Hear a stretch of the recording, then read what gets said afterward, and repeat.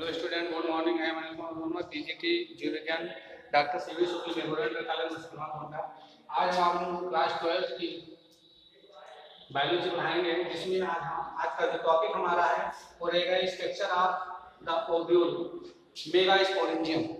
Ovules की संरचना किस प्रकार से होती है ना, क्या क्या चीजें उसमें होती हैं जो पाई जाती हैं, आज हम उसके बारे में जानकारी प्राप्त करेंगे। देखते हैं कि इसमें क्या क्या चीजें होती हैं, है ना। तो सबसे पहले हम उसके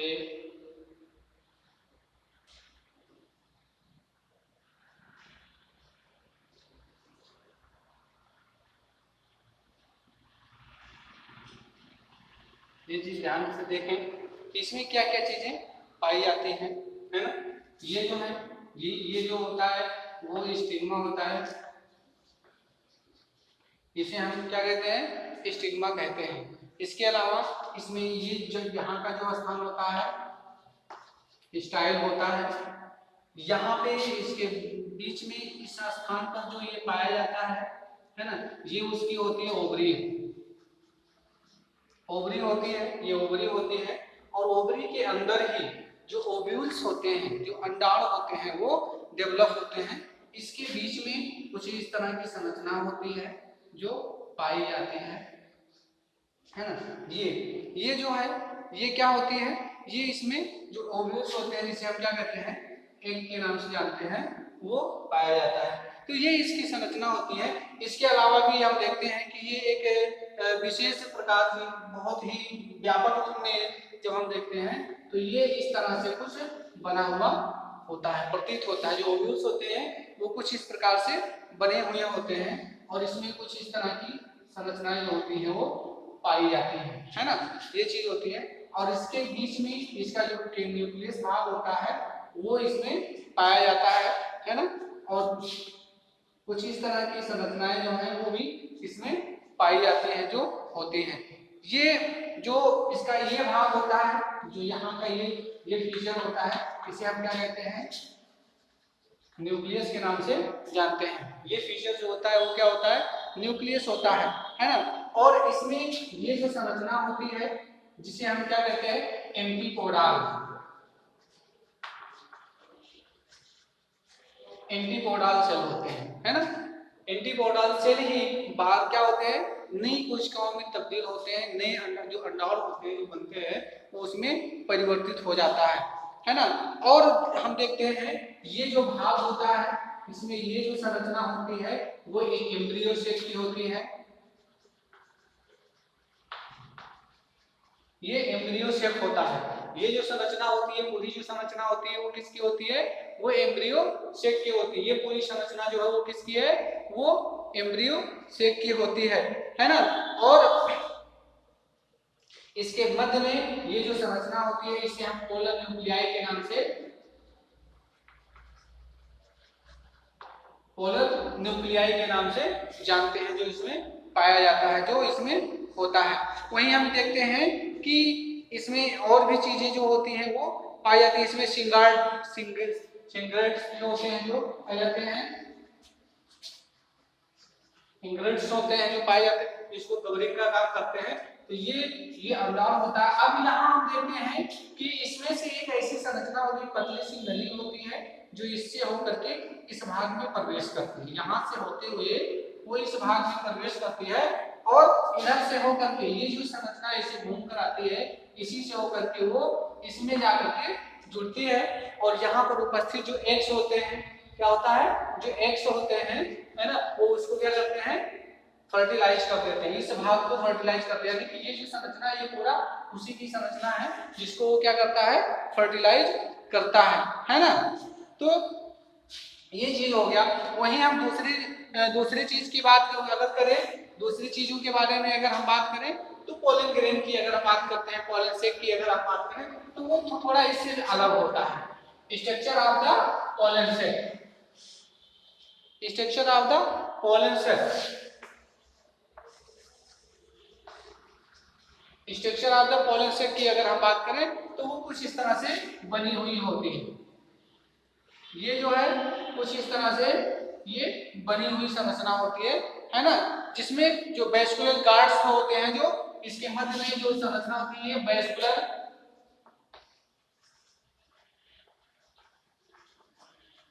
गार्ड्स होते हैं, और ये छोटी छोटी संरचनाएं जो इसमें पाई जाती है, जिसमें एपिडर्मिस और कॉर्टेक्स जैसी संरचना जो है वो होती है। मेगास्पोरेंजियम भी जो होता है वो पाया जाता है ना।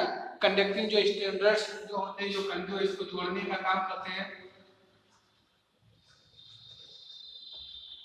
ये कंडक्टिंग स्टैंडर्ड्स होते हैं जो इसको जोड़ने का काम करते हैं, वो भी इसमें पाए जाते हैं, है ना। इसमें और भी चीजें होती हैं जो पाई जाती हैं। इसके इसको हम और अगर व्यापक रूप में अगर इसके बारे में हम देखना चाहें तो हम देख सकते हैं कि इसमें और क्या चीजें हो सकती हैं, है ना। इसके बारे में हम देख सकते हैं।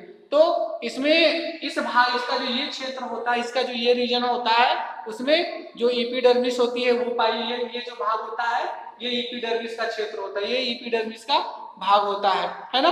और एंडोथीसियम जो होता है इसके मध्य में यहाँ पर जो है एंडोथीसियम जो होता है वो पाया जाता है। ये भाग जो होता है वो एंडोथीसियम का होता है ना। और अगर देखें तो इसके मध्य का जो भाग होता है, इसके मध्य में एक पतली सी संरचना होती है, एक मिडिल लेयर होती है जो पाई जाती है, जिसे हम मिडिल लेयर के नाम से जानते हैं। और एक चीज और होता है, ये जो छोटी छोटी संरचनाएं होती है, ये जो छोटी छोटी संरचनाएं होती है जो यहाँ पर पाई जाती है, वो टेपिटम होती हैं। क्या होती है? टेपिटम होती है, जो बाद में किसमें तब्दील हो जाती है, जो बाद में किसमें, पोलन सेक में, पोलन ग्रेन में परिवर्तित हो जाती हैं, बढ़ जाती हैं, जो इसमें पाई जाती है ना। ये यही वो चीज होती हैं। इसके बाद में हम देखते हैं कि इसमें माइक्रोस्पोर भी बनते हैं। जब ये जो है विकसित होता है तो इसके ये विकसित होकर के छोटे छोटे सूक्ष्म कणों के रूप में परिवर्तित हो जाता है, जिसे हम क्या कहते हैं, माइक्रोस्पोर के नाम से जानते हैं, जो इसमें ये पाया जाता है ना, वो चीज होता है। ठीक है। स्टोमियम भी होता है, जो यहाँ से ये जो भाग होता है, इसके जो घुमावदार भाग होता है, यहाँ की जो संरचना होती है उसे हम क्या कहते हैं, स्टोमियम के नाम से जानते हैं। उसे हम क्या कहते हैं, स्टोमियम कहते हैं, जो इसमें पाई जाती है। ठीक है। तो ये आपका क्या हो गया, स्ट्रक्चर ऑफ पोलन सेक की बात हो गई। अब हम क्या देखते हैं, अब हम देखते हैं कि जो एम्ब्रियो सेक होता है, क्या होता है, structure of embryo sac. Structure of embryo sac के बाद हम बात करते हैं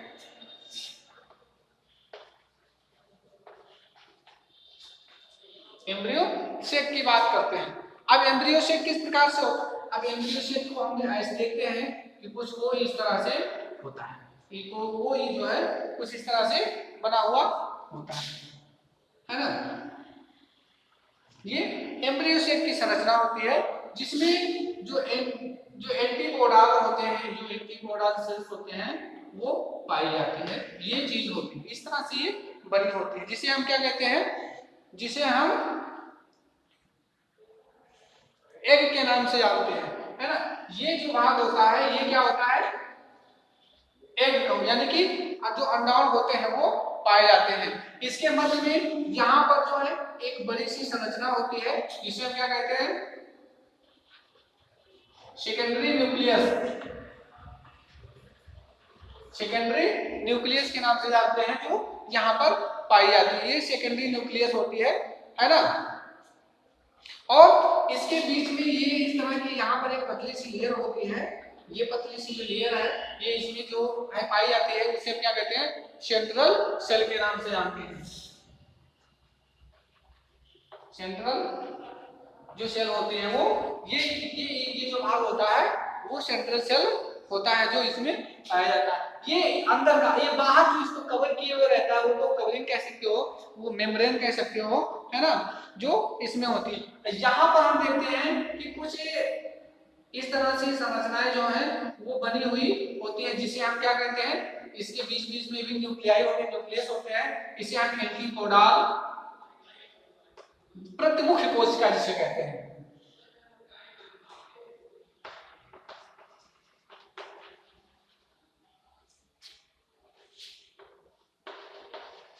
जिसे हम प्रतिमुख कोशिका कहते हैं, वो इसमें पाई जाती है। ये यहाँ का स्थान जो प्रतिमुख कोशिका का होता है, जो इसमें पाया जाता है ना। इसमें जो एम्ब्रियो शेप होता है उसमें ये चीज भी होती है, प्रतिमुख कोशिका भी होती है ना। और भी जो सिंगेट्स होते हैं जो है ना, ये जो भाग होता है सिंक्रेट होते हैं जो इन सबको जो एग को अलग अलग खानों में अलग अलग उसमें जो है रखते हैं, उसको सुरक्षित करने का काम करते हैं, है ना। ये चीज होता है। और इसके अलावा जहां से इनका विकास होता है वो स्थान भी इसमें होता है, जिसे हम क्या कहते हैं फिल फॉर्म के नाम से जानते हैं। फिल फॉर्म के नाम से जानते हैं जो इसमें पाया जाता है। फिल फॉर्म एपोर्टस होता है, एपोर्टस होता है जो इसमें पाया जाता है। तो ये यहाँ पे क्या होता है एम्ब्रियो शेप होता है जहां पर भ्रूण का विकास होता है, जिसे भ्रूण कोश के नाम से जानते हैं। भ्रूण विकसित होता है ना, निषेचित होकर के भ्रूण विकसित होकर के वो अन्य संरचनाओं में अन्य प्रकारों में जाकर के बढ़ जाता है, वो चीज इसमें पाई जाती है। ठीक है, तो ये आपका हो गया। उसके बाद में हम देखते हैं मेगास्पोरेंजियम। मेगास्पोरेंजियम के बारे में हम कल बात करेंगे। ठीक है, तब तक आप इतना देखें और इसको जो है उतारे और समझे, ना समझ में उसको पूछें। धन्यवाद।